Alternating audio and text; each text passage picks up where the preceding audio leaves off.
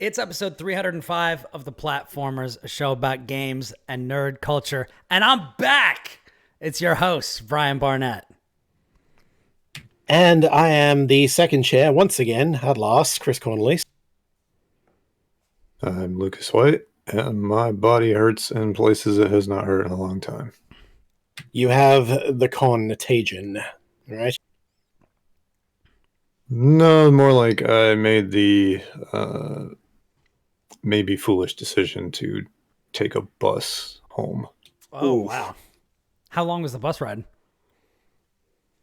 I think including like the layovers and stuff, over 13 hours. Holy God. Yeah, That's a while, yeah. That's rough. I took a train to Boston, and I'm in Virginia, so I took a train to Boston. It was right around 13 hours, but mostly pretty comfortable. And then took bus home, like partially to save money, partially out of like curiosity, because I've never done it before. I think my curiosity is sated. Yeah. Yeah, I'll tell you what, this people in the steampunk world definitely knew what they were doing when they decided on trains. Trains are pretty great. They're pretty great, but yeah, it is time consuming. I when I was there one time, I took the Amtrak on West Coast up to Oregon to meet some friends, so that was a while, and the seats were not as comfortable as you'd think for that kind of length of time. So yeah, I relate, but 13 hours on a bus, I do not envy you, my friend. Yeah, I was gonna ask, did you get your like 30,000 steps a day or something like that? I know when I went to Boston, like it was like we took a bus. Will and I took a bus from the hotel to the venue, and still I was clearing like 25,000 steps every day. Where like normally in my everyday life, I do like I have to like be thinking about it to get like between 10 and 15. But when you're on a show floor, you're just back and forth all day. All the time. Yeah, I'm sure. Especially because the hotel I was in was across the street. So it was like just close enough to be very convenient, but it was still like, well, I want to like drop some stuff off at the room and then come back, and it was still just like after the third day, just. Yeah, the longer it goes on, the less energy everybody has. Yeah. It was really cold the whole time. Still winter over there, I guess.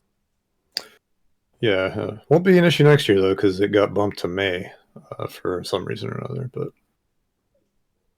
it was a great time. Nice. Saw a lot of games. This was, which PAX is this? Because there's so many of them. East. East, okay. Yeah. Yeah, I, for obvious reasons, have only ever been to PAX Australia, but that's a pretty good time, but I haven't been in a few years, so. Yeah. Yeah. Yeah, I did not go this time because I had several trips back to back. Yeah, you've been busy. I have been busy. In fact, have I been back on the show since I went to California? I think it's been like 4 weeks minimum that you haven't been around, so. Yeah, it's been a while. Let's see. Yeah, did I? So I did not talk about Street Fighter. The last time you were here, you spoke about going to the Capcom Cup, but you hadn't been yet, so. Okay, gotcha. Okay. And then everything since then is open slather, so go ahead. Yeah. No, I got a lot of stuff to talk about.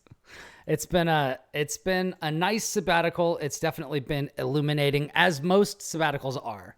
Like the sabbaticals that I'm the most familiar with are, growing up in the church. A lot of times, like the preacher would go on sabbatical, and that's when he would do a lot of reading, a lot of studying, recharge your creative juices, and then come back with like some fire. So that's what I've been doing. I've been playing a lot of games, been doing a lot of other stuff. Teaching my 4-year-old daughter to ride her bike, which she can now do and start herself, which is so crazy because that is awesome. Way earlier than I learned. Like, yeah, I think I was like 8 or 9 before I learned to ride a bike properly. I wasn't 4, but I think it was like 6, 5 or 6. She ate shit twice today as well. Oof. Oh man. But she got right back up, and I said, this is what we call getting back up on the horse. And she's like, horse? Because it's not a horse, it's a bicycle. But yeah, I just love that sort of stuff. You can get a horse if you really wanted, but That's awesome. Yeah. So anyways, yeah, so I've got a lot of stuff to talk about, but first I wanted to talk about, I always think that it's really good when people talk about like mental well-being. And I promise, Lucas, we will get back to PAX. I don't want to cut you off, but I got a lot of stuff. Please. But we've talked for a long time about like mental well-being and stuff like that. And, having stuff that helps you feel better. Well, I was trying to, it's been known for a long time, that I have ADHD. In fact, I actually like broadcast that on my Twitch channel because that's actually a thing.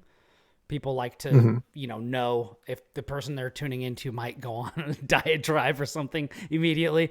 But so I had an appointment. I've been trying to get back on ADHD medication, and I took this test and talked to this psychiatrist, and they're like, hey, so yeah, you do have ADHD, but you also have like severe anxiety. And because of the way that, and I don't know if that checks out with either of you guys, about you just knowing me the way that you have. I laugh because I have the same shit. Yeah, guilty.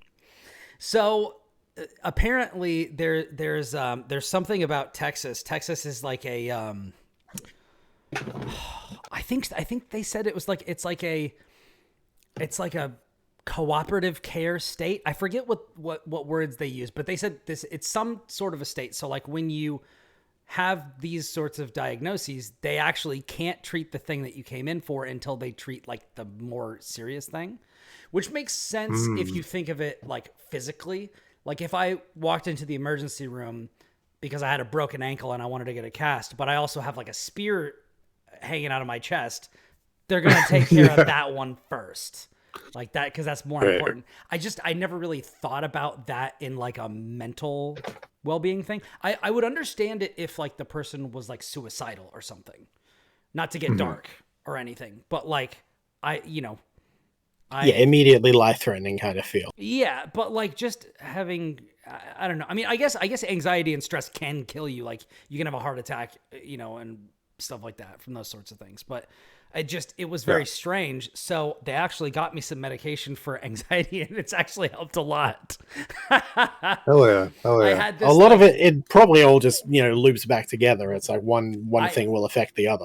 I had this knot like in my, like right here for ever. And the first day, they say that it takes time to like work up in your system. The first day it was like 90% gone. And then that's awesome. The day after that, it was 100% gone, and it hasn't come back. So let's hope it stays that way then. Yeah, let's hope it stays that way. But the interesting thing is that the medication that they have me on for severe anxiety interacts negatively with like almost everything. So like I've also been I've been alcohol and other things free for like, I don't know, 3 or 4 weeks or something like that. And like, I can't take like all but one type of painkillers. So like I have to be like very deliberate with what I'm doing. And because, I'm the type of person who would enjoy having, cocktails or something like that fairly frequently, it's been kind of a shakeup. So, but not unwelcome. But yeah, I think it's always, if the end result is good, then so much the better. Yeah, I also think it's very interesting because this medication interacts negatively with the ADHD medication I was trying to get. So I'm just like, okay, so I'm supposed to have like a follow-up appointment, but I'm just like, okay, so if this helped and I'm was supposed to be on this other stuff to actually help me like pay attention and get work done and concentrate more. Like I can't take both because they have a negative interaction. So it's like, I guess I'm gonna have to choose. Is there a different one? Yeah, do you have something that works with it, or is that one a good enough start? It's like what you're on for anxiety will deal with the ADHD at least to some degree, or I don't know. The interesting thing about that is it's coincided with a period of time where I have almost no work to do, which is unfortunate personally and financially.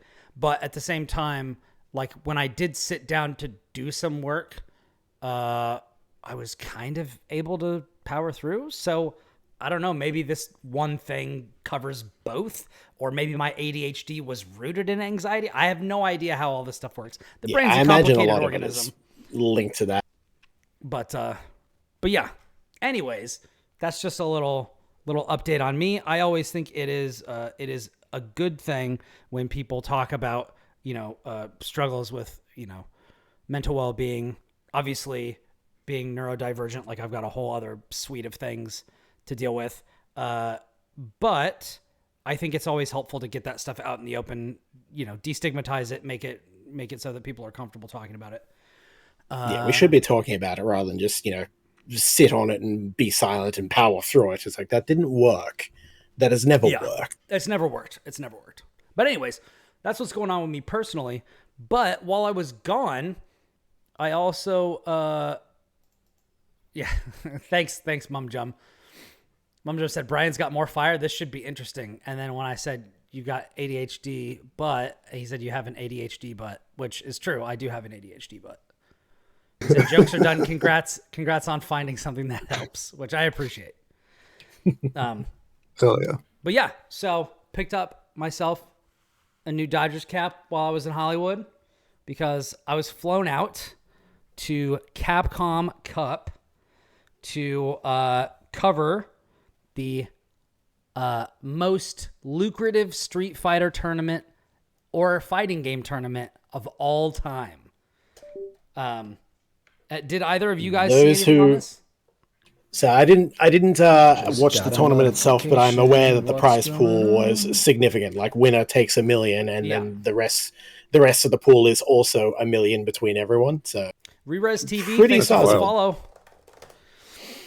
$1 million in the prize pool, and so I went out there to cover Capcom Cup for GameSpot. So I wrote a feature turned op-ed on Ed, the new character, who when I played him at Capcom Cup, he had not come out yet. But then, I think 2 days, then it was either the next day after Capcom Cup or 2 days afterwards, he came out.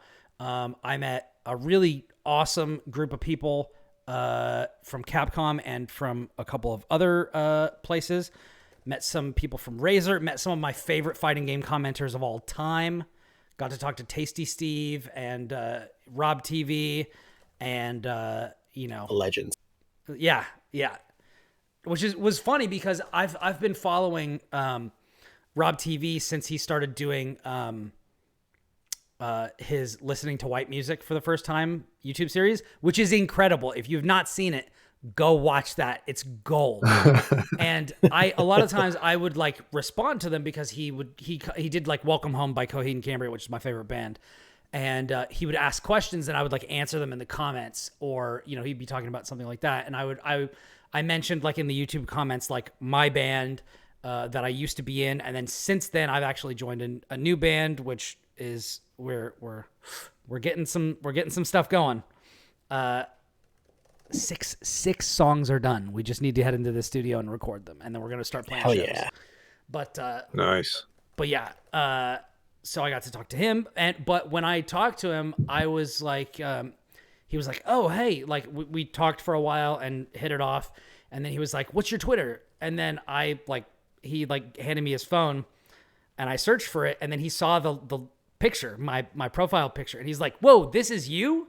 Because like that's my same one on YouTube, and he recognized me from that. He was like, we've talked a bunch." It's so that guy. Yeah. That was fun. Yeah. But yeah. Picked up one of these bad boys. Ooh. It's the Razer That's Kitsune. real nice looking. Thank you, Razer. This thing rules. This thing has totally overtaken my snack box. This is now my preferred controller for fighting games. This thing rips. The show was awesome, and I got to interview the winner, Uma, right after he won. And that interview, as well as the interview with both the director and producer of Street Fighter 6, is live right now on GameSpot. So you can check that stuff out. It was a blast. It was a blast. It was really good to be back in my old stomping grounds. I never really hung out in Hollywood that much. But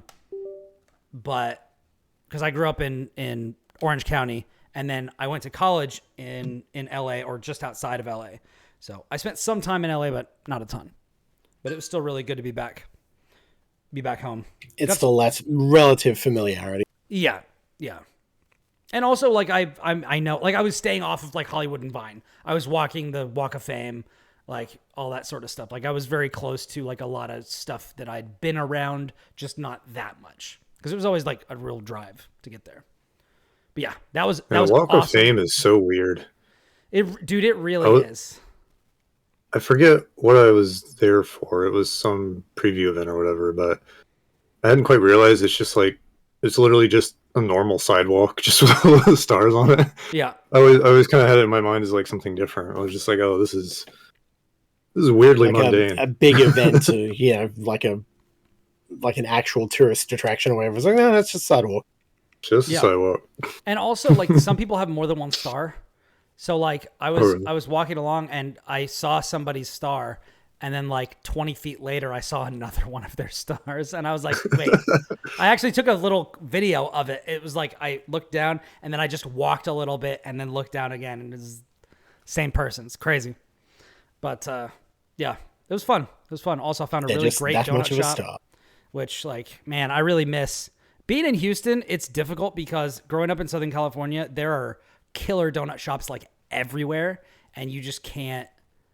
The local donut shops here, like, there's one that's godlike that I've found, but the rest of them are just not good, which is unfortunate, but, you know, we do what we can. But yeah, since we came back, good donut place in Oregon that I went to. I can't remember the name of it. Yeah. But yeah, I don't know. Donuts aren't done nearly as much here compared to there, but that's true of a lot of foods. So yeah. And also, like, I mean, it's one of the worst foods you can eat. Oh, it's like horrible. That. Donuts and pizza are like the two like most calorie dense things. Like, I think you have to walk like between 3 and 5 miles to work off one donut or something, which is like just ridiculous. But yeah. But since I came back from Capcom Cup, and I got a copy of Street Fighter 6 on PS5, Riley has been all about it. She's just been like, Dad, can we play Street Fighter? And she wants to play Dalsum. Hey. So she is just an absolute degenerate. She likes playing Blue Dalsum, which is color 2 in Street Fighter 6. And I put her on dynamic controls, which, let me tell you, fighting a 4-year-old on dynamic controls is not easy. Not easy. That's good practice. Yeah. It's AI assisted like stuff, and it's just like you mash one button and they do like a bunch of combos. So it's been keeping me crispy as I'm trying to learn. Actually got to learn the strats. Yeah. Yeah. You can't just throw stuff out and go easy on somebody, you know, with that, or at least I can't. Maybe I could if it was in like Guilty Gear or something, a game I'm better at, but yeah. So that's been a lot of fun. I don't want to monopolize. I've been talking for a long time. Let's. That's all good. There was a lot to cover. Yeah. But yeah, I want to talk about what you saw at PAX, Lucas, or? Sure. Yeah. I saw quite a few things at PAX, but I could probably narrow it down to like 3 games that stood out most to me. The biggest thing I saw in terms of like IP, brand, et cetera, was Visions of Mana from Square Enix. So I got to play that for like 2 hours. How's it play? Surprisingly good. I really wasn't sure what to expect, besides like seeing kind of what was going on when that game was first announced and the trailers and stuff. And I was surprised to see things like air combat. I hadn't played the Trials of Mana remake, so I have no idea if they were already kind of cooking in that direction. I before. feel like they were, because Trials of Mana is very good, worth your time to check out. So I feel like if they have that kind of pedigree and are building on from that, that's a good place for Mana to be at. So yeah. Hell yeah. Yeah, it really seemed like that remake really gave like the brand a big step up, because I mean they were making a huge deal about this. It's like the first new Mana game in like 15 years. It really feels like it has much more of like a budget and everything. So what makes it interesting, I guess, is like they have this system that's like a mix between a job system and just like a, I don't know, weapon based like move sets. I don't really know how to describe that, but it's like you get these things that are little like I forget exactly what they're called, but they're like elemental doohickeys that you equip, and it gives you like a elemental based special move. Like wind, for example, you press R2 and he throws out a little tornado. But in addition to that, it also changes your class or your job or whatever. So like your character has their default, like the main guy has just a short sword. But if you give him the wind thing, he has a great sword. And if you give him the other one that they had at the demo, he has a spear and a shield. So like depending on what you equip, it's like your whole kit is different. And that applies to everyone in your party. And it's cool because like variety in builds and setups and such already. Yeah, definitely. And the way they had it set up in the demo is they had 2 of those elemental things and 3 characters in your party. And on the like the job list screen, it has question marks. So you actually like you don't know what it's going to be until you equip that character with that thing for the first time. Mm-hmm. And it gives this like little fun little transformation cutscene, and then you get like the name of the job and blah blah blah blah. So it's cool to just like sit there and just like equip everyone with everything and just kind of watch that get filled in. Yeah, from like visually, it's really interesting. There were some performance stuff, but they were like the game we're still making it, so I didn't really put too much weight on that. The combat itself is really cool. It's like a mix between, or a step between what I would expect from like the prototypical Square Enix action game, where it's like smaller, simpler combos, like things still feel kind of good, but they don't really go to like the level of a Final Fantasy 16 or whatever. Yeah.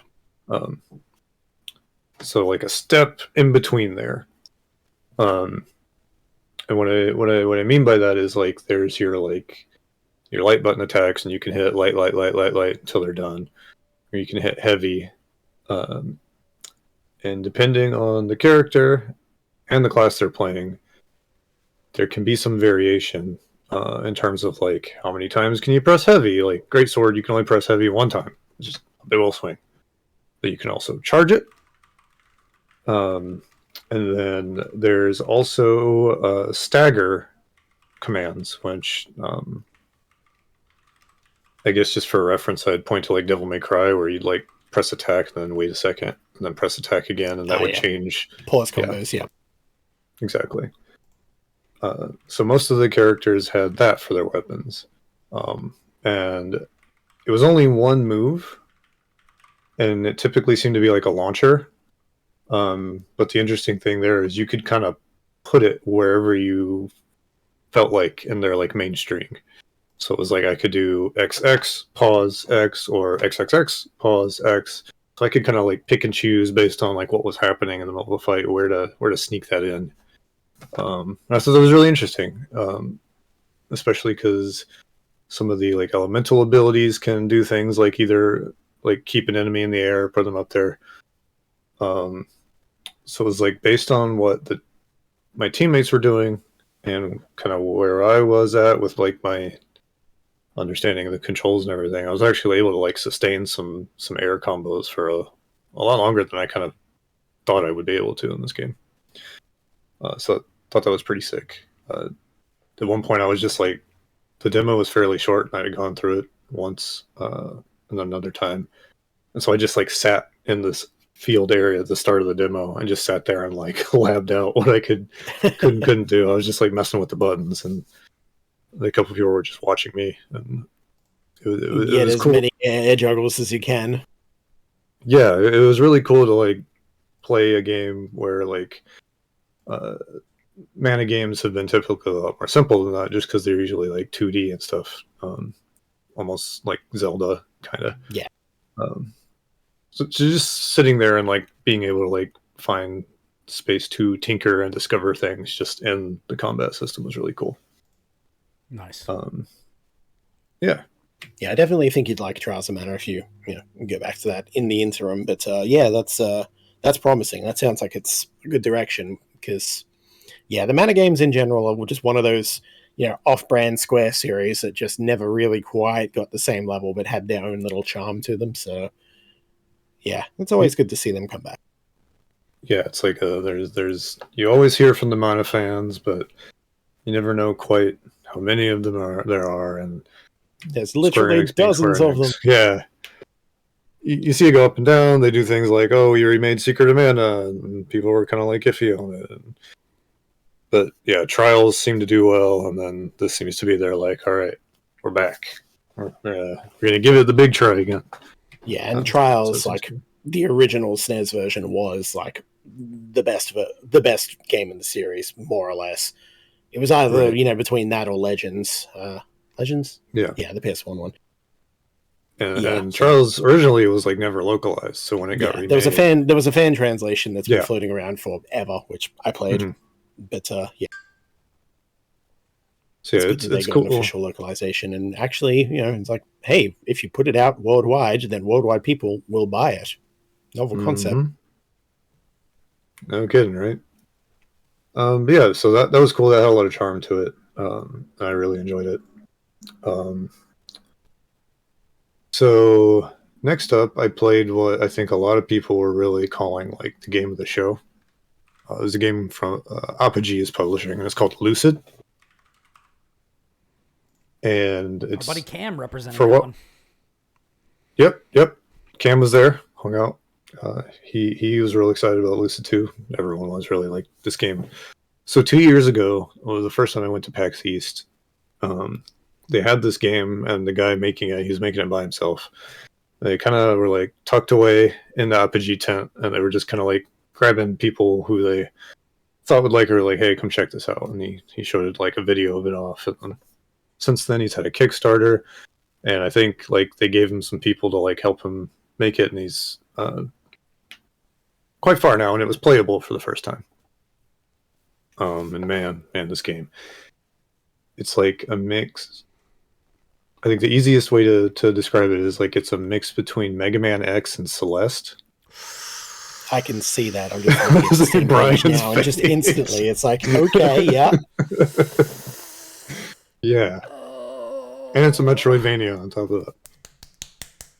Yeah. Oh yeah, I'm absolutely seeing it just from the Steam page alone. It's like, yeah, the movement and everything. It's like, yeah, you got the aerial bounces around like the Celeste, and then just suddenly, ripping out special moves and tearing shit up. It's like this looks sick.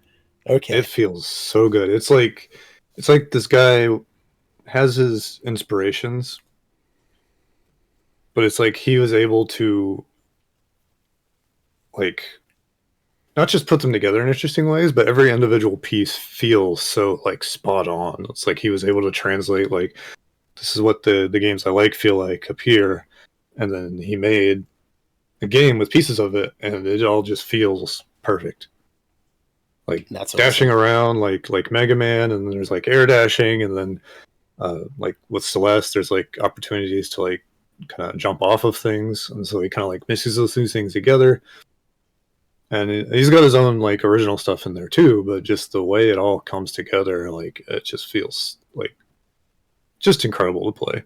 And there's parts where like you get this air dash, and he's got this sword thing, and there will be things where you can like air dash into it and he'll kind of stick to it, and you can like use that to either like climb up a wall or kind of like go down and then come up around, or like jump between two things, and it just feels good. It's like it feels when you do it, it's like the way you like think about it in your head translates to where you press the button on the controller and then on the screen, and it's just like Seamless. so yeah, it's so cool. That guy's definitely cooking. Definitely one to watch. I'm wishlisting that. Nice. Yeah. I think he's really got something special, and I think it's really like people are realizing it as soon as they get in front of it. So Yeah, definitely be on the lookout big games for that are going to go big, probably. Oh, 100%. Much like your Celeste. Yeah, exactly. It makes sense to like kind of build off of what Celeste did, and then like put it, because Celeste is like a lot more laid back. Like it had its challenges, but this game is like, what if you did Celeste, but then like put sicko stuff on top of it? And Celeste got pretty sickos in like a lot of the later challenges, especially the B side. It's like, fuck, that shit was brutal. Yeah, that game was so hard. Yeah, but I get what you mean all the same though. So yeah, has the moments of challenge and execution, and yeah, there'll be prove your mastery. Points where just like you're in a room and there's just enemies all over the place, and you kind of like you need to beat the enemies, but also like they're part of the like traversal element, so you're kind of like bouncing off of them and figure out like I need to get up, get through these enemies without dying, but also use them to like navigate it's pretty wild. So yes, Lucid. Definitely nice. Look at that game.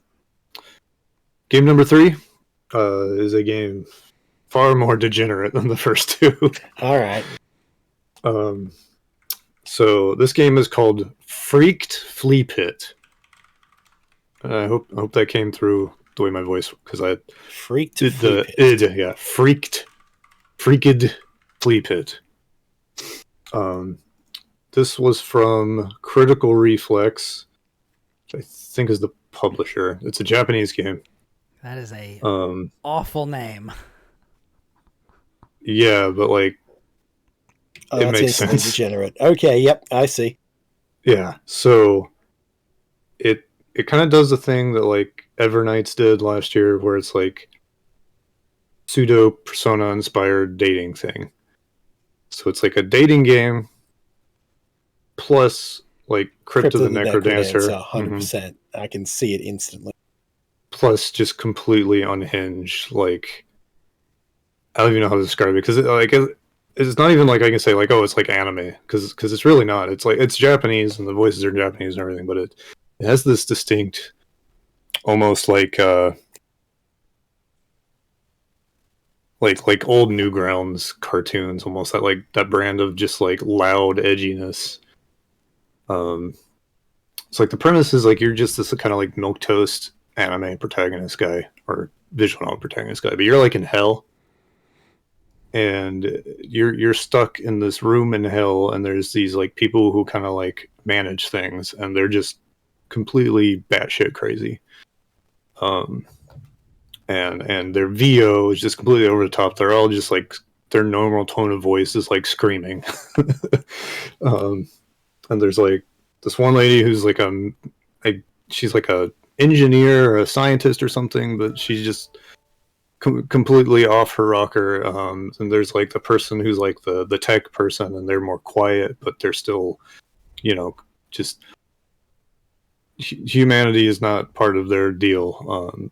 And there's like a bartender who just seems kind of like it was hard to tell what her deal was. And then there's like some other characters, and you're just this dude, and you're just like, oh my god, what's happening to me? And they send you into this dungeon. Because I think the thing is like you're dead, but you're not supposed to be dead quite yet. So this is kind of like how you make your way up. And you get this like necktie, and it's alive. And at least in Japanese, there's a dub. They just didn't have it, but it's voiced by the guy who played Joker in Persona 5. Oh, nice. Yeah, but again, he's just like yelling and just crazy, and he's like describing himself. There's one point where he's like, "Nekutai," it's just like that kind of thing.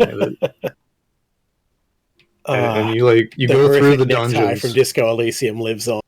Yeah, and he's got like bright yellow eyes that are like hyper angular, and of course the tie itself, and it like it's your connection to like the entrance. So like as you go through the dungeon, the necktie is just kind of like attached to you, and under certain circumstances, you can just like mash R2 and he'll like yank you back. So if you're like in a bad spot, he'll just pull you back by the neck. Yeah, so like gameplay the trailer is like look of that looks completely wild. So it is. I'm intrigued. This is the only way I can describe it is just unhinged. Like the gameplay itself, it seems pretty straightforward. I didn't play Crypt of the Necrodancer, but just looking at them, they look pretty similar. You're just going up, down, left, right, and you're trying to match the beat of the music. And you're fighting enemies, and it's almost like Mystery Dungeon, where it's like you're effectively taking turns if you're following the beat. But if you like stop or mess up, like they're still taking their turns, and you just screwed yours up. Yeah. And it's like roguelike-y. So you're finding like items when you break things, and when you get to certain parts, you get to pick like one of 3 temporary upgrades, that kind of thing. There's a boss at the end, and almost like Binding of Isaac style, where it's like, this is the boss, this is their name, and then you fight them. And in between your runs, you get these energy points that you can use to like talk to the mad demon scientist people you're working for. So presumably you date them. I think it mentioned something like that on the page. I'll double check. Yeah, but it's like the kind of situation where it's like this guy feels like his life is in danger the whole time he's interacting with these people.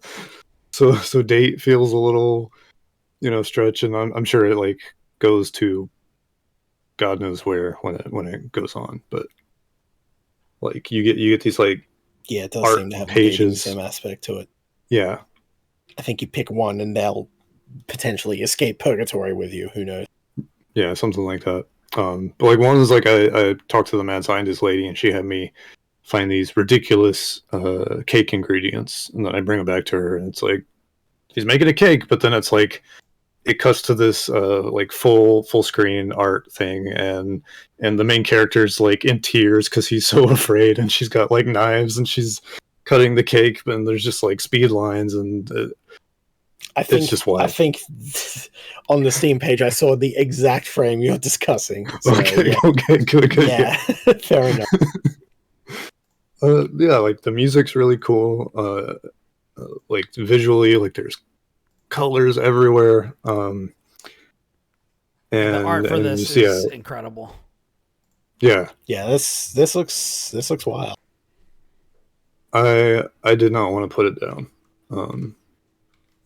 And it's like the good kind of degeneracy, it's not like trying to like convince someone to play Muv-Luv because it's like a cool mecha story later. It's like, no, it's like the kind of degeneracy that from like a almost like a Ren and Stimpy kind of thing, or like that one show that came out, something hotel that people are like right now.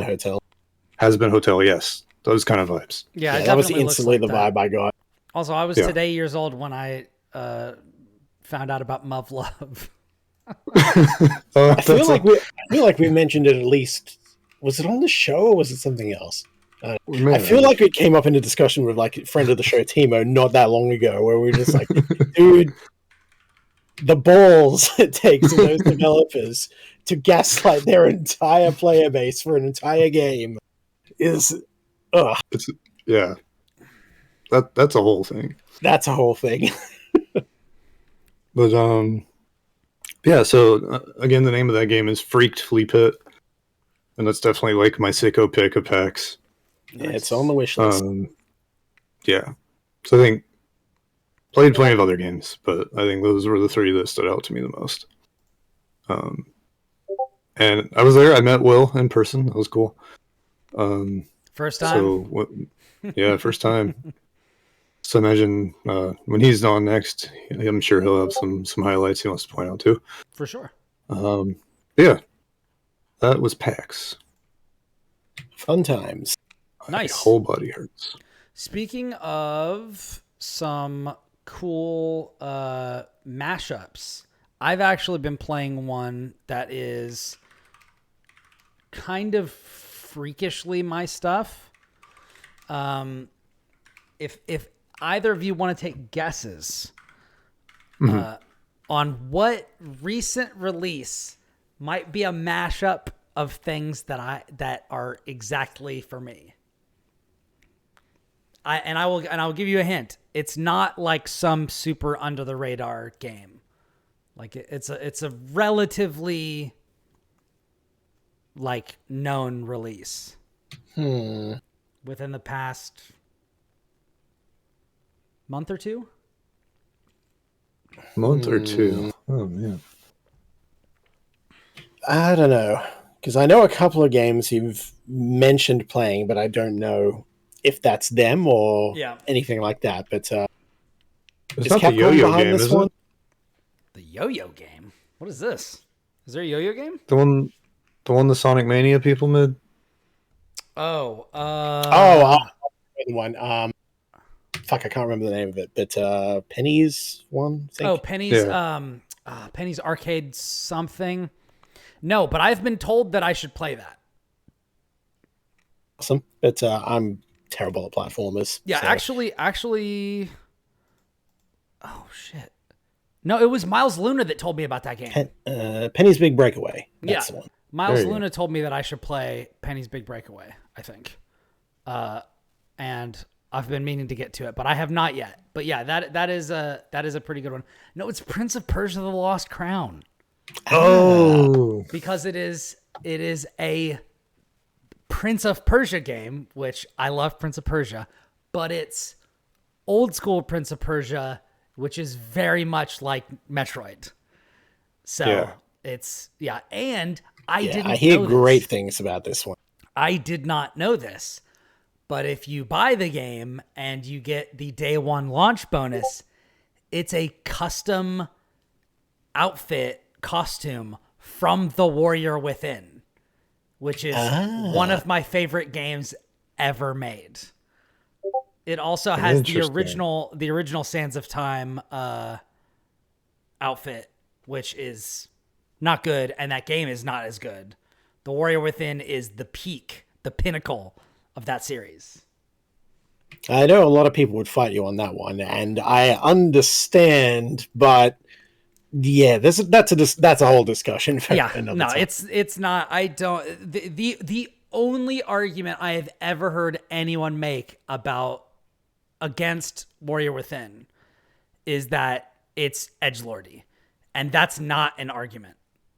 It's awesome. Yeah, the gameplay is way deeper and way more it's totally distinct from the original, and that bums people out, and I get that, but like at the same time, simple.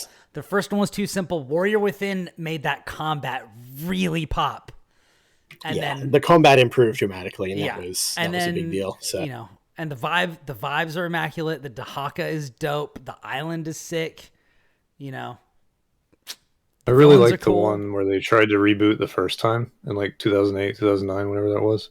It was all cell shading and stuff. One. Yeah. I actually really enjoyed that one. No. I think that one has the combat is ass, but I think that the platforming in that game is like maybe series best. Like the way that it's designed is like just awesome. But the combat, which is the main thing that I loved about the Sands of Time games. I mean, I loved the platforming, don't get me wrong. I loved like the exploration and climbing around and all that sort of stuff. But like the combat in Warrior Within is like unmatched. And in that Prince of Persia game, it was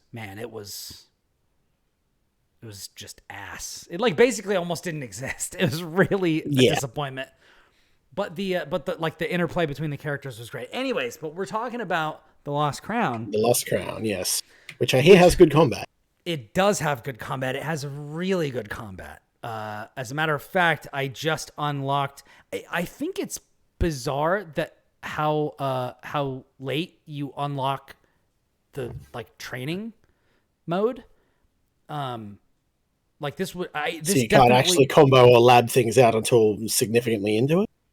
Not significantly in, but I'm definitely several, like I've taken out 2 major bosses before I even got the ability to like learn stuff. So like there are straight up combos. Now, I understand that like in these sorts of games, a lot of people will experiment. Like this is what I did with Slave Zero X, where it's just like, I'm just going to play and just kind of experiment with stuff like that. But I didn't do that on my own, like with this one as much. I mean, I did experiment a little bit, but I didn't realize the extent to which I could combo certain things together. And so going into the training and actually doing the training, it gives you an award with currency that you can use to like buy new accessories or upgrades or, you know, stuff like that, which is great. But it really has helped a lot. And then there's some other stuff that's just like superfluous, which it makes it like it feels weird. But I will say overall, I'm really enjoying it. It is annoying with the way that it handles death and respawning, because you go back to trees and there's not like a ton of those. So sometimes you'll go through, like if you get taken out by like a group of like kind of difficultly put together enemies, and you die from it, you die like really quickly. And then you'll have to like traverse like 4 or 5 screens to get back to them. And then if you die again, then you got to do it again. It's just, it can get a little obnoxious. I really love it when games do like room respawns, where it's just like, all right, you made it to this room. If you die in this room, you start at the beginning of the room instead of like at your last save point. And I know that this is like way more true to form with older style games. And I can appreciate the fact that they're like making you be careful and stuff like that. But I just now got my first like defensive amulet, and I leveled it up, but it takes up most of my amulet slots. So it's one of those things where it's like, I'm going to have to do this. It would have been helpful to have this earlier, or to have some sort of like accessibility option where it's just like, hey, give me like, I don't know, a higher window for parry, or give me like double health or something like Celeste did, where it was just like, you can get some training wheels. You can just like break the game in half. I always think it's best when games have those sorts of options to help people out. But you know, I've got my sea legs now, so I'm cooking. I think I'm about maybe 3 or 4 hours in, something like that. It seemed more simple to start, but once you learn that you can like do a sweep attack into a combo that launches up into the air, into a combo into shooting your bow and arrow once you've got it, into more of a combo and stuff like that. And then getting a feel for like the parry, which does feel pretty good. And then like unparryable attacks. I feel like it's pretty good. And the boss fights are pretty neat. I just fought a real big one that was a lot of fun. So yeah, I've been enjoying that. I bought that when I got back from my trip to LA, and before I went to my trip to Chicago, which was fun. And the first time Riley's ever been on a plane, which was cool. So she went with us up there. Good stuff.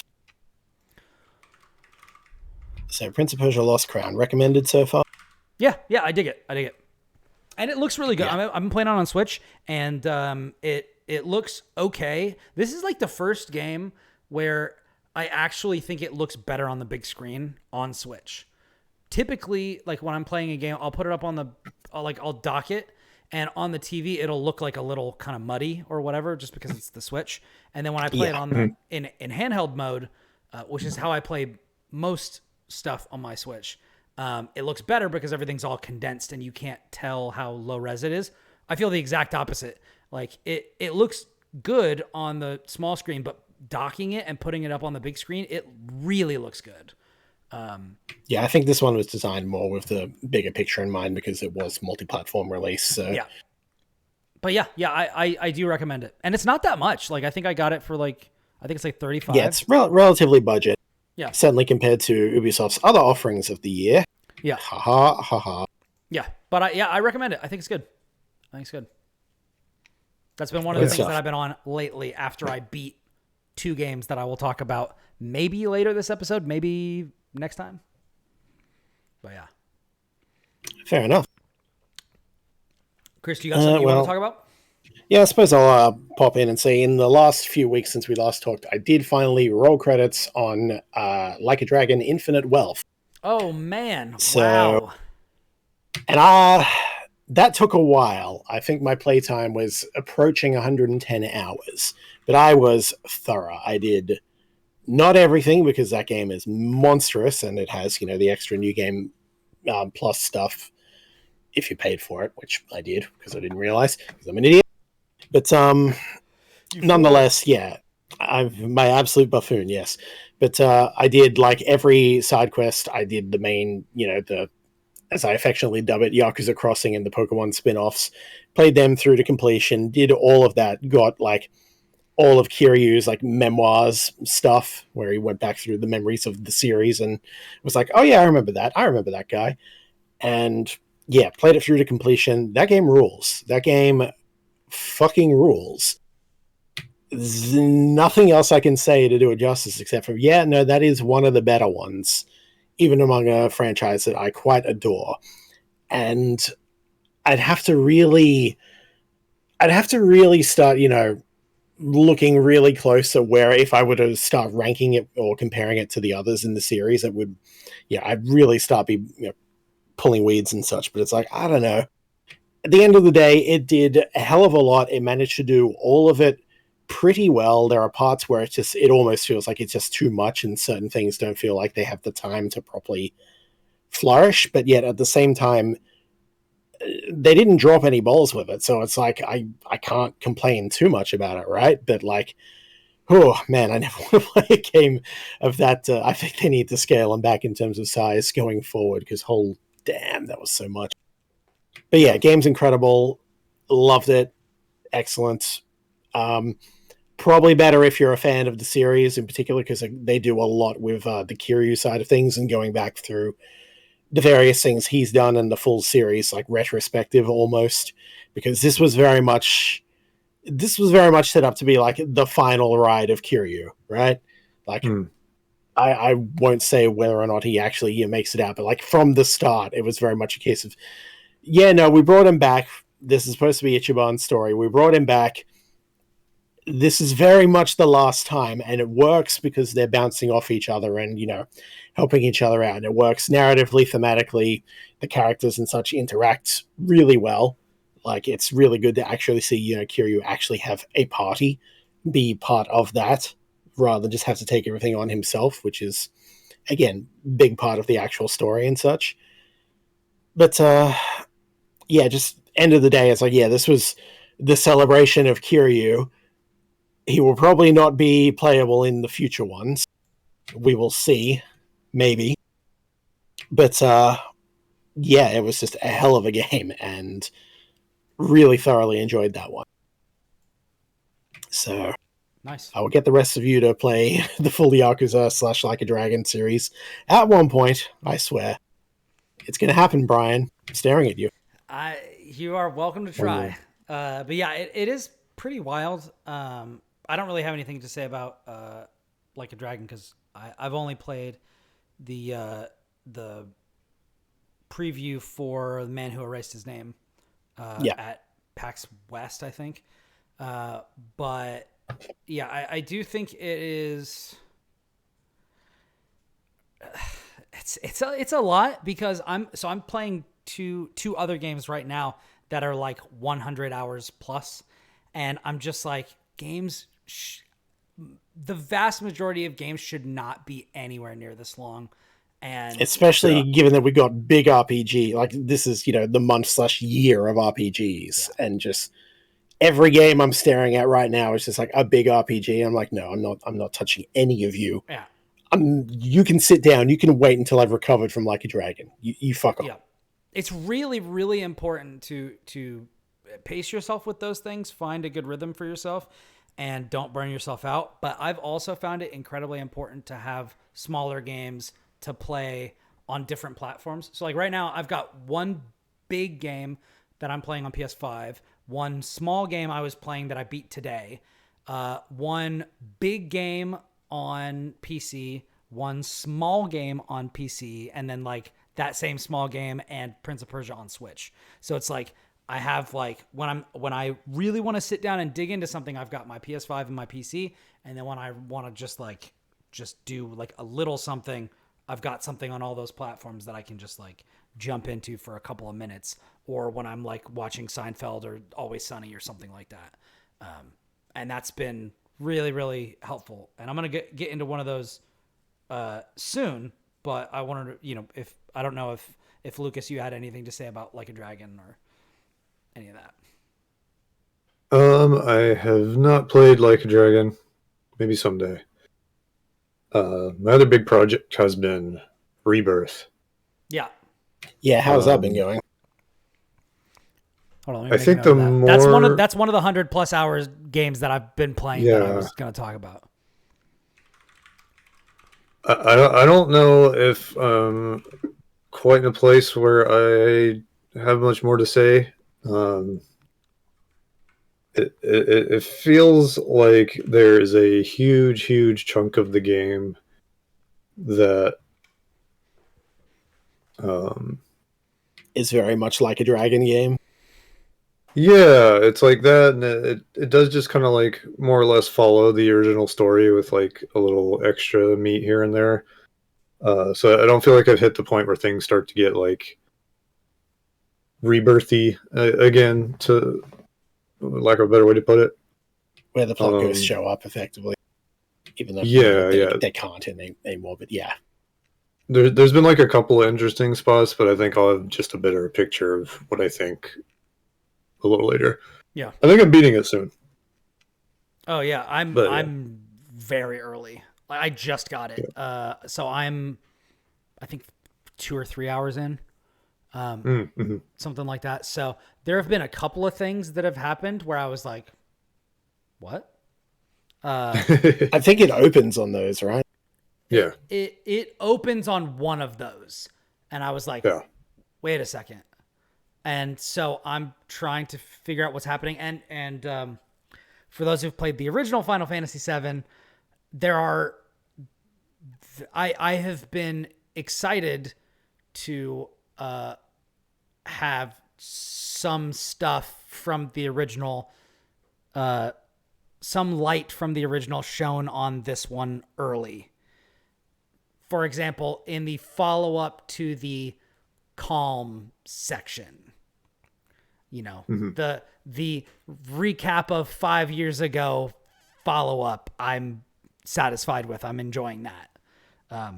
I put this out on Twitter, but I'm really getting ticked off at developers in any circumstance slowing you down like to the extreme. It happens like 4 times in the first like 2 hours of the game where they're like, okay, grab this Mako energy vacuum and you're going to move at a glacial pace, despite the fact that the main character is incredibly strong. And normal people have operate a sword this. that is, as heavy as he is. Yeah, and normal people have to operate this. Like, soldiers are not the ones who are operating this. Why is he moving so slowly? And then, like, he's twisting a valve on a thing, and it is glacial. And then, it takes him forever to even let go, and then do that. It is so obnoxious. And then, like, limping along in another section, and I'm like, bro, like, move. You are a super soldier. Why are you moving so slowly? That stuff really ticks me off. And it is less bad when there's like a reason for it. Like in the old Gears of War games, like in Gears of War 1, when you're talking on your radio or something like that, the guys kind of slow down. They're still moving. They're still walking. They're just not like jogging. And that was the difference. And it only happens for like 15 seconds. This is like, I'm going to make you backtrack while you're moving this slowly. It's just infuriating. I don't understand. I legitimately don't understand why anybody thought that was a good idea. Or that like your character is going to move at a really slow walking pace when you're not moving in the direction of your goal of like the thing. There's a really early section where it's like, if you're moving in any direction that is not that direction, we're going to slow you to a crawl. Yeah. And I'm like, that's the worst. bro, I want to check out this corner. I want to see if there's anything there, and it's just, man, I hate that stuff. But other than that, I think the game is all right so far. We'll see what happens. We'll see what happens. I don't really have that much to say about it, but we'll see. I'm excited to see what sort of wrinkles we've got. The fact that there seem to be not many, and you're close to the end of the game. Oh man, if they don't really do something with this game, I'm gonna be pretty annoyed, especially considering how like the last like 2 or 3 chapters of remake like kind of, there were like a couple of chapters in there goes batshit, or the last chapter just goes completely batshit. They really took liberties, and I was like, okay, that is like, now it seemed like this was gonna be like a huge point of diversion, and if they don't do anything with that, man, it's gonna be a hard pill to swallow. What I will say is, I think a lot of that has to do with how much video game bullshit is in this game. Yeah. Because of all the open world exploring and thingies you're doing and mini games and all, it's just sometimes it feels like there's just massive stretches of time between doing all that stuff and when something actually happens, yeah. like to move the story, yeah. Which was true of the middle of the game as well, like of the original. Yeah. But that doesn't make it any less frustrating like when you've given me such a. It's kind of like with the sequel trilogy for Star Wars. It's like, okay, we've got the very safe establishing episode 7. Now we can really open it up and do a bunch of wild things, and then they just didn't. And it's just like, man, like you had so much potential and you squandered it, and I don't want to see that happen with, one of the better casts in RPG history. Yeah. I hear that a lot of the interactions and general party banter and stuff is like top tier, and it's like no matter how it goes, it's like the journey will beat out the destination no matter what. But like that has been the strong point so far for me. Definitely has been like the conversations and banter between the characters for sure. Yeah. And the new combat mechanics are also good. Like I like that sort of stuff, like combo attacks and different things like that. They've expanded on the first in like a way that I find pretty good, pretty satisfying. Definitely. I just think I really could do without the open world stuff. Yeah. I think like it is like optional. Do you have to engage with, or is it just like one and done and then off you go, or is there just like stuff you can do but you don't, or yeah? That's a good question. I think a lot of it is optional. I wonder how long the golden path is. Let me look it up on how long. But I think at least doing a good chunk of it gives you things that are Okay. So you've got like summons that come up and like other like I think materia that really make the game better as a whole. A lot of that stuff comes through the side content. Fair enough. All right, you ready for a pretty... How long to be? Main story, 42.5 hours. Main plus sides, 80.5. Completionist, 132. Oof. So it's like... Yeah, that sounds about right. It's like 3 times... It's over 3 times as long for completionist stuff as when you're trying to do the golden path. So I'm probably just going to do the golden path on this one, unless something like really grabs my attention, because it's a good thing I don't have access to the game because right after Like a Dragon, not happening. Not happening. I'll come back to it. Now, I think difficulty matters too. Like if you kind of like look at stuff on the map, it'll tell you like we recommend not doing this until level 30 something or whatever, and the story kind of scales along that way too. So I think like if you run into a point where you're like struggling a lot, if I think that can happen if you skip a lot of the side stuff. But that depends on like your skill and difficulty settings and everything. So now, fair. I will say I have 2 really great recommendations if you're looking for something that is not a RPG of 100 plus hours. Would you like to hear them? Are you sure you're not going to get us in trouble with gambling laws or something? They're going to change our rating on the show after the fact. Definitely not, because there's no gambling in this game. Actually, there's no gambling in either of the 2 games that I'm going to talk about. Are you ready? I mean, that's good. Yep, hit me. I think I'm ready. So, I'm here to talk to you guys about the good word of Balatro. Cards on the table. Balatro.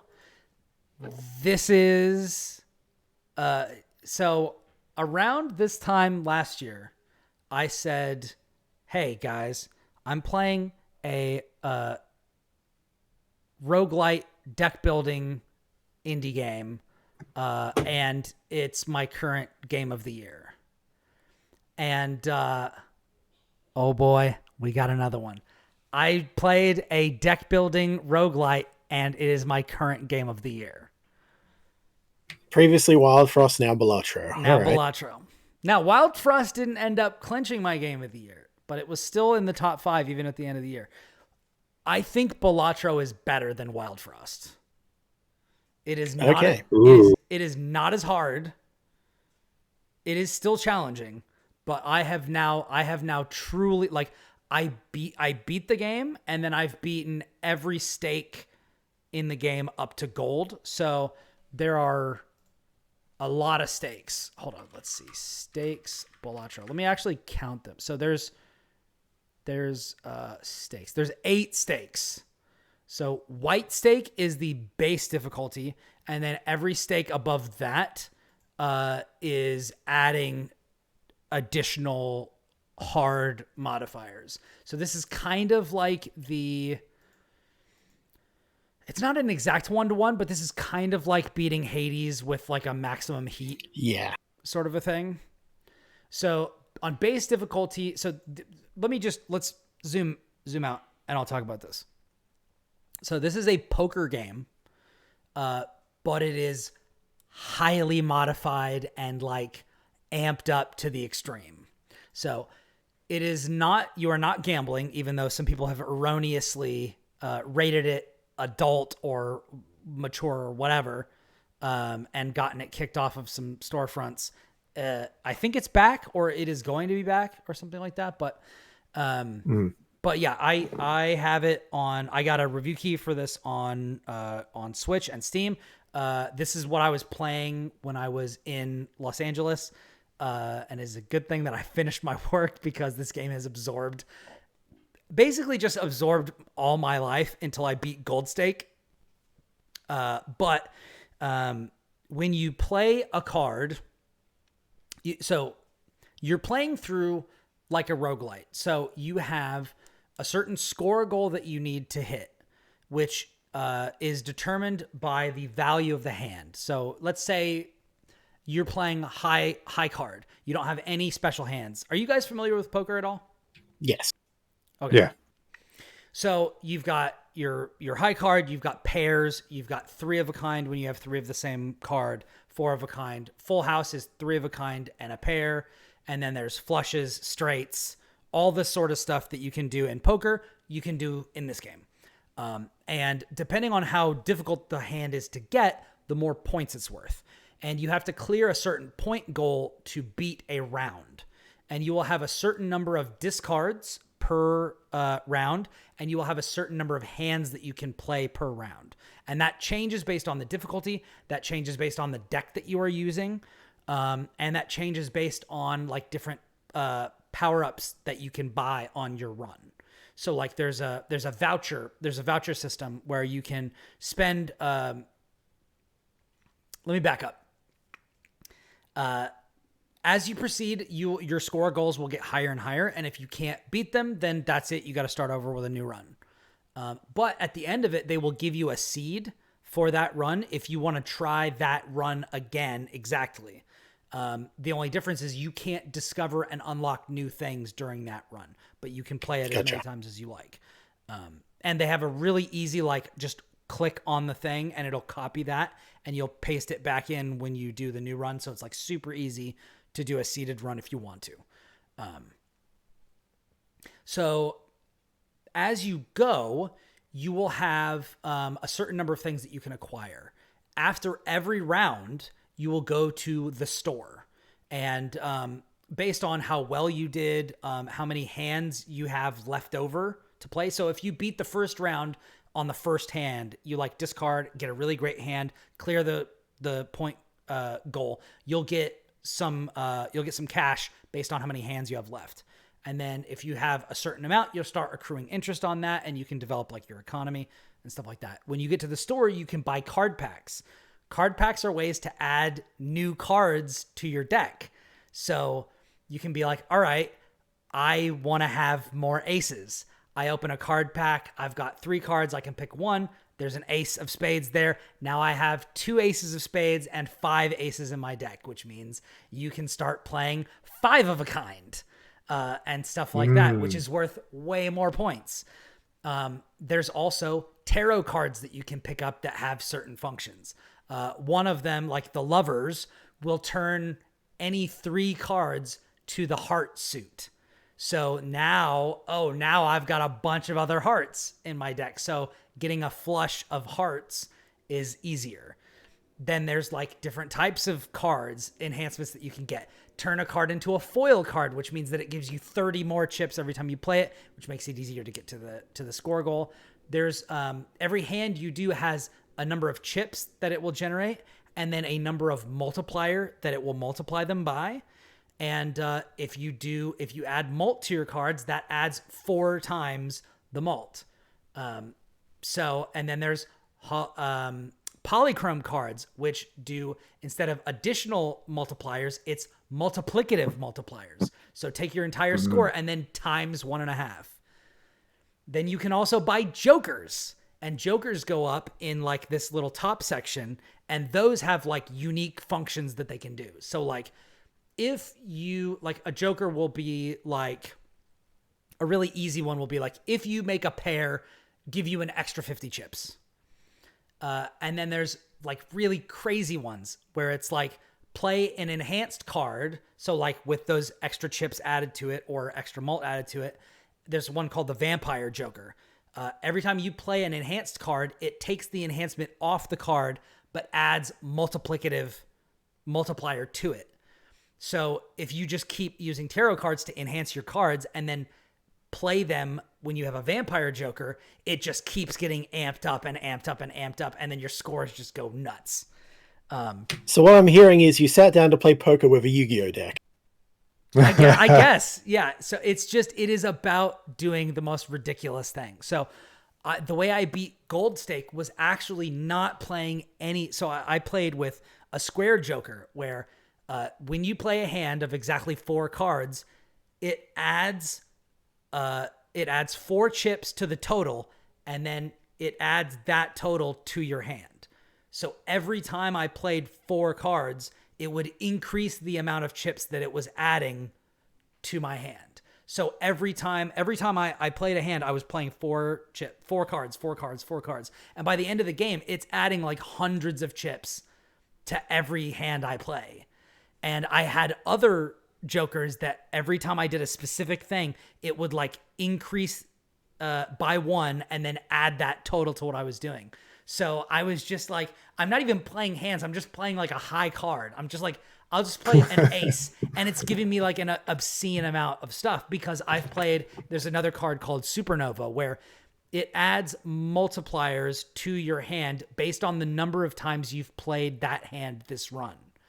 So since I was only playing high card, I'd played it like 40 or 50 times. And it's like, okay, multiply that times 40 or 50, and then multiply that times whatever my vampire is, and a bunch of stuff like that. So it just escalates ridiculously.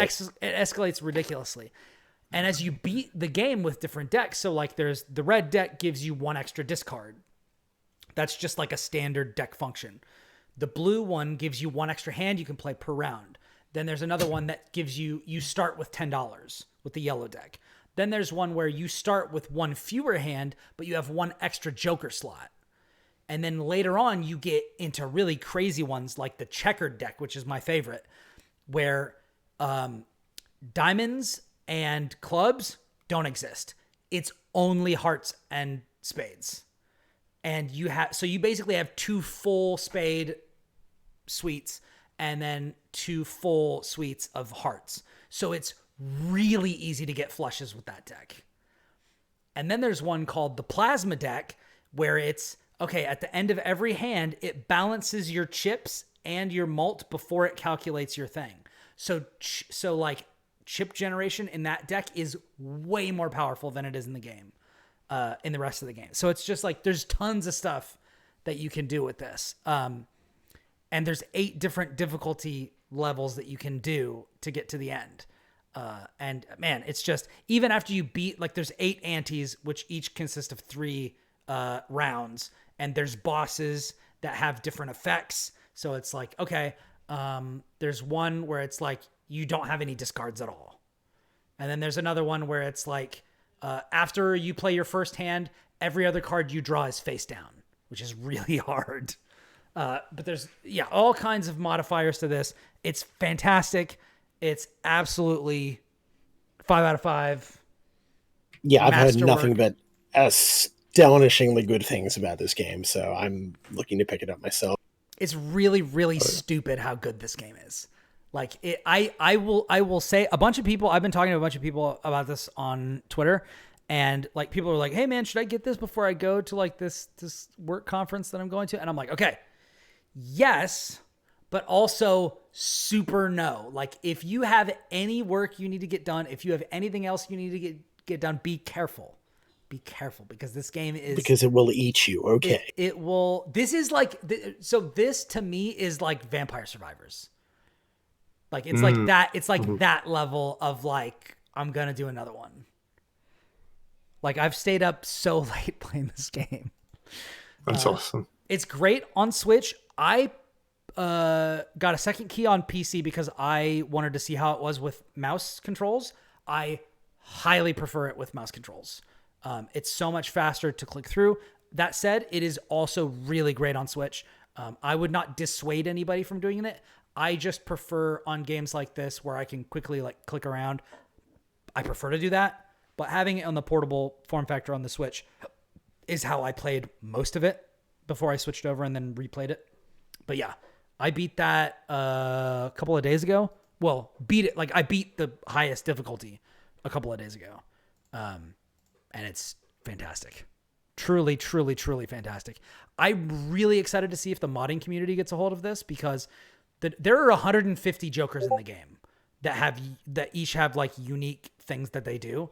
And I could not wait to see like what types of custom tarot cards, what type of custom planet cards, like what type of like card types they could add to the game. Cause like there's glass cards that give you double the score, but have a 1 in 4 chance of breaking. There's like all kinds of crazy stuff that you can do in this game. It's awesome. And if the modding community gets a hold of this is going to be like a forever game. It's just going to keep going. Yeah. Just who knows how many additions people could add to that. Yeah, it is. It gets my literally my highest recommendation. Like this is like Cosmic Will Sisterhood level. Like this is I don't have any complaints. It also has some of the, I've been going on for way too long about this game. I was not intending to talk this much, but this has some of the best music and sound design of any game I've played. Every single sound effect is so satisfying and delightful. It's awesome. It's really, really awesome. Anyways, Balatro, Balatro. It's on, I think, everything. Sounds amazing.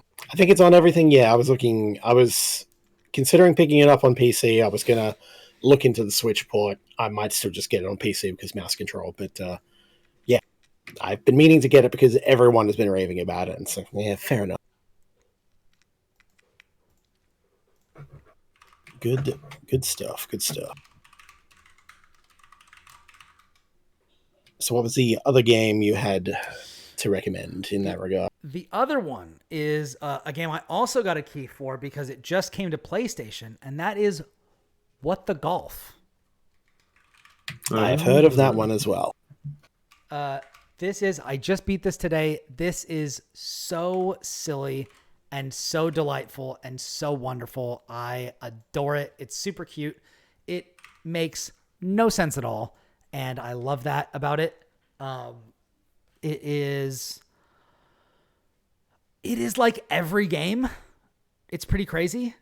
Like it's not a golf game. Like it is a golf game, but it's not a golf game. It's kind of everything but golf game. It's sort of like how Golf Story just kind of went off the rails in that regard. I will tell you, it is way less about golf than Golf Game or Golf Story is. Actually, let me see. The tagline is actually pretty good, so I'm gonna look this up real quick. What the golf? Okay, it's like $20. Trying to remember. Yeah, I've definitely. Oh, interesting. Yeah, I've heard about it. I'm just not sure if it's the exact same thing I'm thinking of in my mental image right now. So a silly physics-based golf parody where every golf course is a new surprising type of golf. Some brilliant or hilarious, others so absurd you will ask yourself, what the golf? I was actually talking to Charlie about this in Chicago, and he was saying that this was one of his favorite games of all time. I get it. It reminds me of like it kind of reminds me of Donut County. If either of you played that. I remember that. Yeah. Really goofy, really silly, really fun sense of humor. Very, very similar vibe to Donut County, but it's about golf, and ostensibly anyway. But yeah, no, they've like I don't want to spoil any of the reveals because I didn't know anything about it other than it was a really awesome golf game that also like is not about that, but What the Golf plays with the box in a way that I find really, really delightful. So if you are at all interested in a kind of, if you want to be surprised and delighted, pick up What the Golf. Because I'm not a huge sports game fan, but I think it's awesome. It's also super funny for people to just watch and hang out with while you're playing it. So, highly recommend it. That one I'm just gonna be like, yeah, don't look anything up. Just go get it because it's great. One of those, go in blind. Fair enough. What else? Awesome. Yeah, I think those are the big ones. I've been playing a little bit of Dragon's Dogma 2, but I'm so early in that I can't really talk about it. But yeah, that's pretty much all I got. Well, I have also been playing Capcom's Dragon Slaying game. I've been replaying Monster Hunter World. Oh no! Yeah, I wanted to pick up Dragon's Dogma 2, and then I took one look at the Steam page and. Apparently, yeah, the PC optimization is not good. It's extremely CPU locked, which is a problem for me because my CPU is the part that needs replacing the most.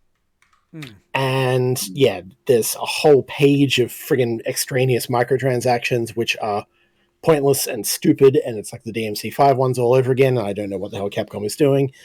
But yeah, a whole bunch of little issues. Money, that's what they're doing. Yeah, for stupid reasons. Yeah, it's the same thing they're doing with Street Fighter. Buys those. Say again, sorry?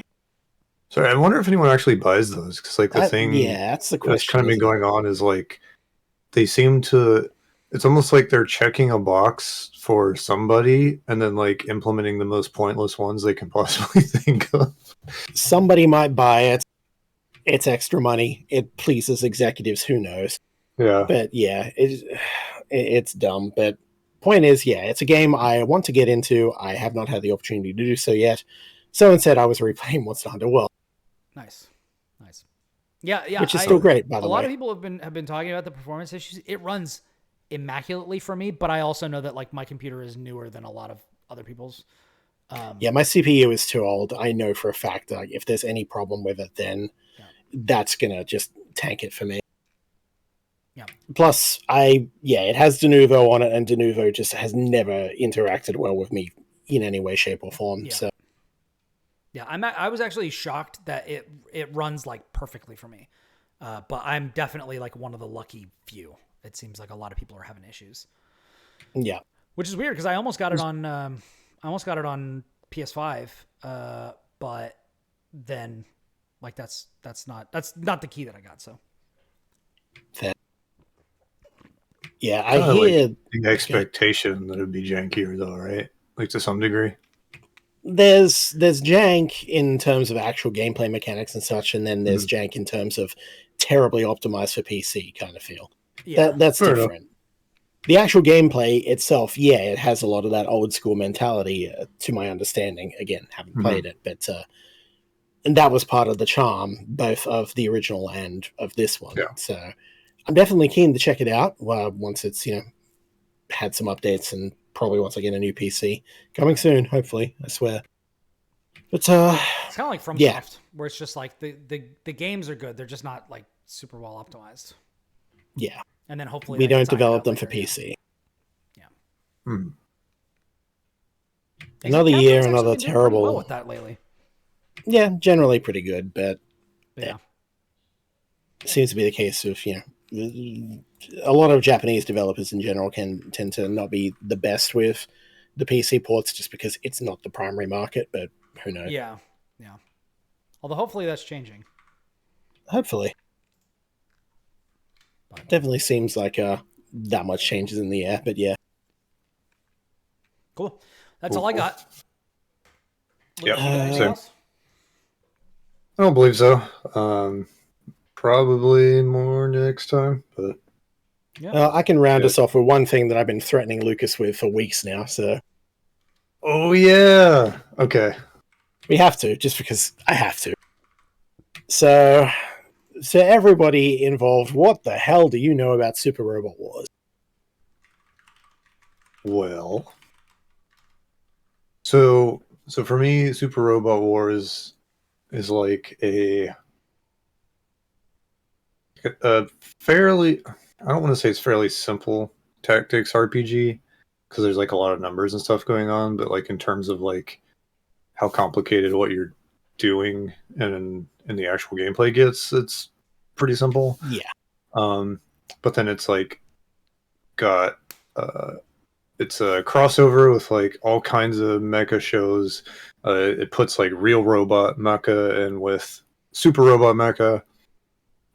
It's got deep cuts, it's got popular stuff, and then like the combat sequences are just completely like over the top. It's like lavishly animated. Yeah. It's like you think of like in Fire Emblem when the two characters face off and they do their thing. You picture that. You think of like when they do a critical hit and the animation's a little more complicated. You take that and you just amplify that by like 200. Yeah, by 200 with, super shiny close-ups, graphics, cutaways to the pilots doing their and this, that, and the other thing. And just like, lavish attention to detail for the original source material, getting all of that of robot animes and such, translating that into the game so it's just absolute, fanboy spectacle. It's kind of great. It's funny too because like if you pay for the DLC, it's like every time that a new guy takes his turn, like that show's theme song will start playing. Mm-hmm. But if you don't pay for the DLC, there's still kind of like a cheeky little arrangement that mostly like it gets as close as it can without being the actual song. So yeah, it basically is like a lyricless version of it that conveys the same energy. So it's very extra. Yeah. In that way. So I bring this up because this series it kind of has two branches in its own way. And since the early start was just a case of, what if we get we'd license these different robot series and make them fight? That'd be awesome, right? People love these series. Let's just go fuck around with them. And that's been how it has been since the early days of the series. But at some point, during every single game, they would add a couple of original characters and a couple of original designed robots and such. And that was my introduction to the game, because so many of them didn't come out in English, right? They got a couple of fan translations here and there. But then on GBA, they brought out Original Generations 1 and 2, which was basically where they said, okay, we have at this point enough characters and enough robots to fill our own thing entirely with original stuff. Let's do that. Let's make our own story with these. And they did. And I remember playing it and going, wow, this is actually really good. Like, the variety of characters and robots was really cool. Lots of, again, lavishly detailed stuff, even for GBA, even if it wasn't like, didn't have a reference material to draw from. They still really put their time and attention into it.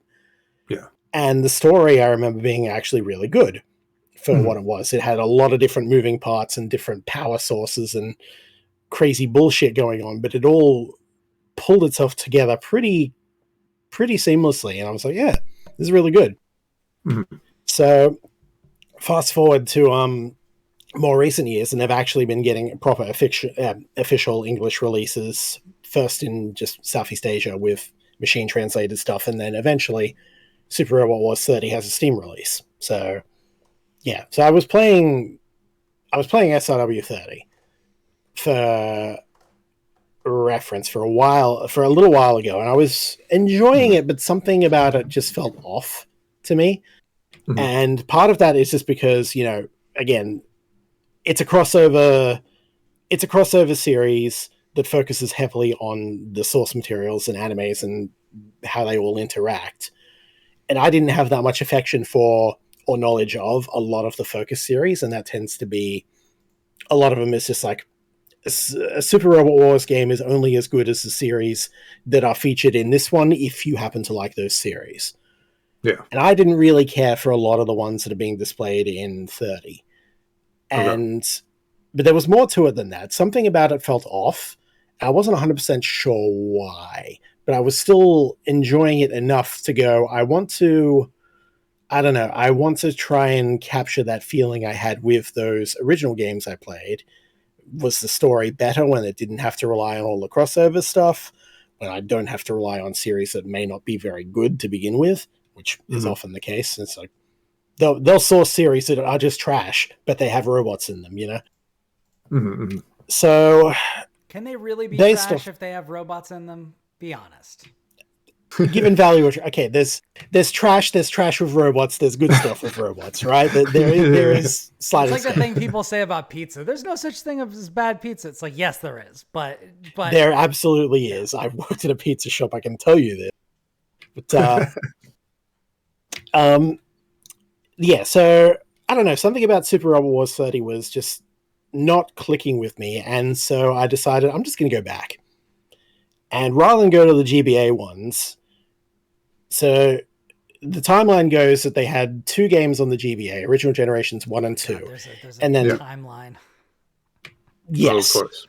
Super Robot Wars 30 is not a misnomer. There's 30 of them, but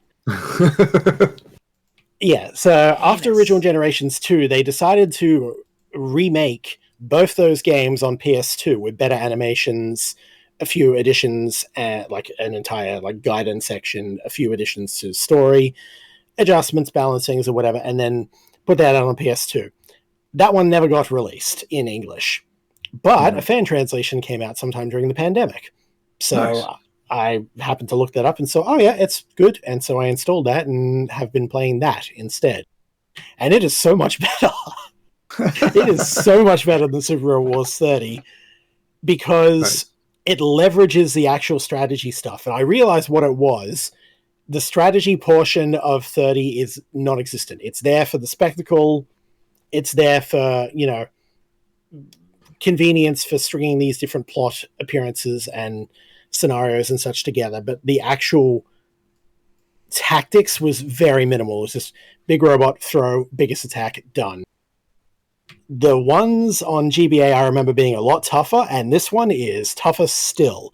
So it's like, yeah, you have, especially because it has modular difficulty in that every mission has a special objective, which is like the skill point objective. If you accomplish the skill point objective, the difficulty increases. So if you start fucking those up a bit, you'll drop from hard down to normal down to easy. But if you want to get, the best stuff and the best ending, then you got to maintain a level at hard. So I've just been trying to get all of them, and it's tough.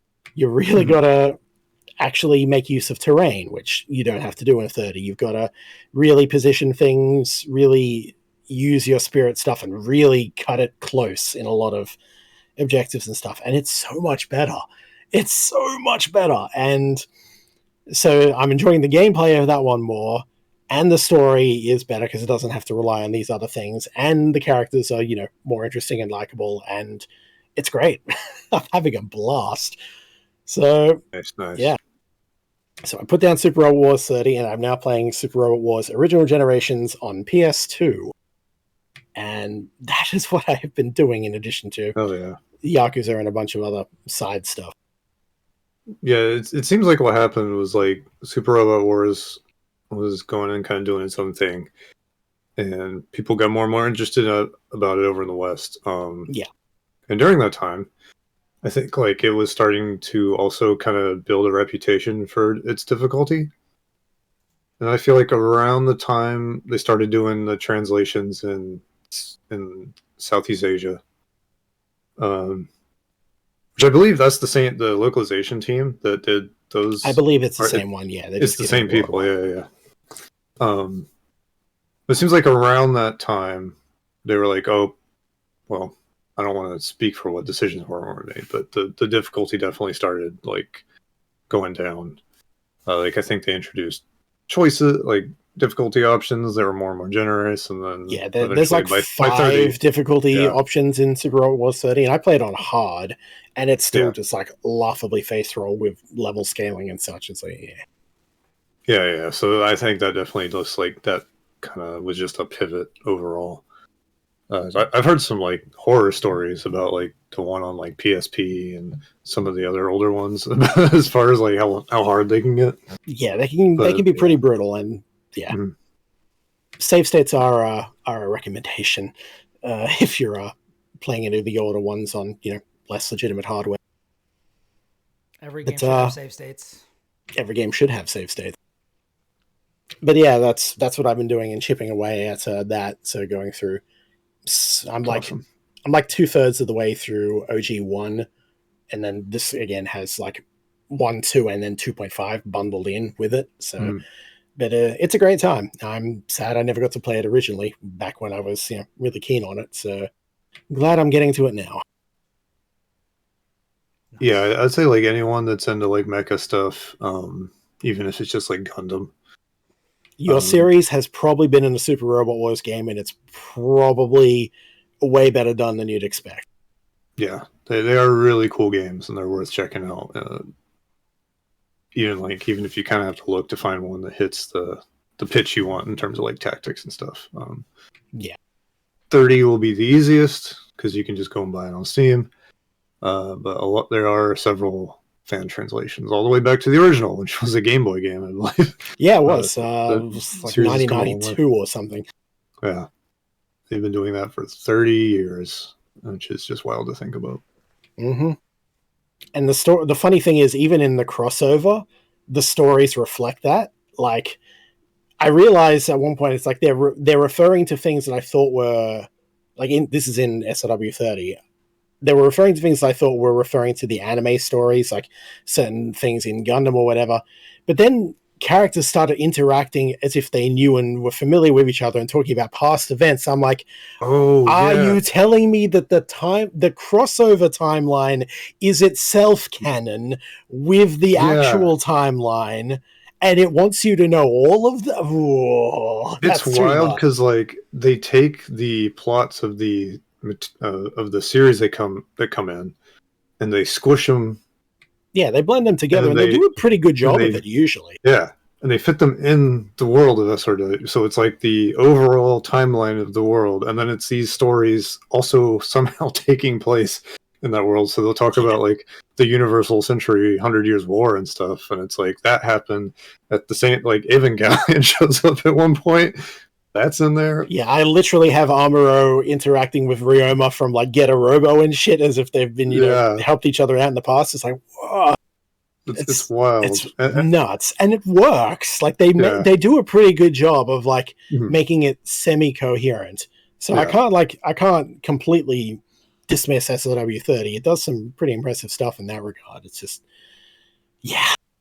and they do fall back on like cross-dimensional travel when they need to, and it's like, okay, it would be completely stupid to try and fit this in, and we'll just do like a cosmic travel thing or whatever. But and they can do that because they literally pull some things in, like this one. Like 30 has what is it, Magic Knight Ray Earth, which is literally just like a old isekai kind of thing. Yeah. And Magical Girl Show is like, what the hell? They've managed to put all these together in a way that works somehow. Yeah, and the original generation guys show up too in 30. Yeah, they do. Cool. A lot of the DLC and bonus ones show up, like, because some of those robots are really fucking cool, and they've been there for like 4 or 5 of the OG games. I think they're up to at this point. Mm-hmm. So they have their own backstories, and the robot has developed and been remodeled and gotten new upgrades and shit, and it's cool. Yeah. It's definitely it's a weird acquired taste, but if you're into this kind of stuff, it's a wild time. And I can't understate how lavish the attack animations are. It's like, this is about the spectacle, this is about the fan service of the robots. We know what you're here for. You will be serviced. It will be great. It's like you can skip them. You can hold like a fast forward button. But if you just sit there and let them rock, it can take like a minute plus minutes to watch it play out. It's so cool. But frame by frame comparisons and references and such are just incredible. Yeah. It's a good time. I love it. That sounds wild. It is. And it's just again, this is just me, something I stumbled on, again, on the GBA. Just because I'm like, I like tactics RPGs. I could use more of those. There aren't enough of them. Oh, what's this? Oh, this has robots. Okay, let's try this out. Holy shit, this rules. Yeah, for sure. But yeah, that's basically it for me as well. Just a few other little things. Again, hunting monsters on the side, as I do with friends. But yeah, for the moment, there's no big projects I'm working on or anything like that. So yeah. Nice. Good stuff. Well, shall we get out of here? I think it's a good place to call it, yeah. It's good to have you back, Brian. Thanks, Chris. It's good to be back. All right, everybody. Thank you for joining us for episode 307 of the Platformers Podcast. Also, you know what? I gotta say, thanks, Chris, for holding it down while I was gone. I wish I could say we got more shows in, but timing and scheduling was just nightmarish. So did what I could. Yeah. Well, that's more than it's all our fault, not Chris's. Yeah. Well, that there you go. All right, there it is. It's you're absolved of guilt, Chris. It's all good. I'm free. You're free. Although I will say this felt really great. It was really nice to have like no demands on my time. I don't understand. I almost said I don't know if people know how much work it takes to do shows like this. People definitely do not know how much work it takes to do shows like this. Yeah, especially when you get into the editing, the actual audio, which I've been doing and taken over for that. And I need to kill my perfectionism because it's killing my time. Yeah. Yeah, it's a lot. And so having some weeks where like I was only ever playing something because I wanted to, and or because I was working on it, not something that I do to create a show that is of value to people, but I don't get any sort of compensation for, and takes up a lot of time. So yeah. So I've been doing this show since 2016, I think. And that was like my first meaningful break, which is, I will tell you, not going to be that long before I take another break like that. But yeah, it was good. It was good. So I appreciate Kris and the other hosts stepping up and still doing the show some while I was away. So anyways. Happy to do my part. Anyways, thank you all for joining us for this episode. If you've got thoughts or feedback or topics of discussion, things you want us to cover, things you want us to play and talk about, you can hit us up on social media. You can find me on Twitter at Ribnax and Blue Sky and Backlogged at Brian Barnett, as well as on Twitch and YouTube at Ribnax as well, where you can watch the show live or on VOD. Kris, where can everybody find you? You can find me at versusthebacklog.com. That's vsthebacklog.com, one word. That is my website. I write things for it increasingly occasionally, but there is a whole bunch of stuff there that you can read from me. Otherwise, I am here most weeks when the show actually happens, and you can see me around the internet as Delphi, Delfeir, and say hi to me if you see me in games. Lucas, how about you? You can find me on socials as Hokuto Lucas, and most of my writing is on Shack News at the moment. So check me out there. Nice. If you like the show, please leave a review or tell somebody about it, because we do not advertise, so word of mouth is the only way we have to grow. And feel free to comment on the YouTube videos or in Twitch chat. If you are in Twitch chat live, I typically respond or will read out comments or questions or things like that. I have a lot of fun doing that, so please join us there if you are able. We do the show at around 7 o'clock p.m. Mondays Central Time. So yeah. Well, from all of us here at the Platformers, we hope you have a wonderful week and stay safe out there, because until next time, we are out. Peace. Goodbye.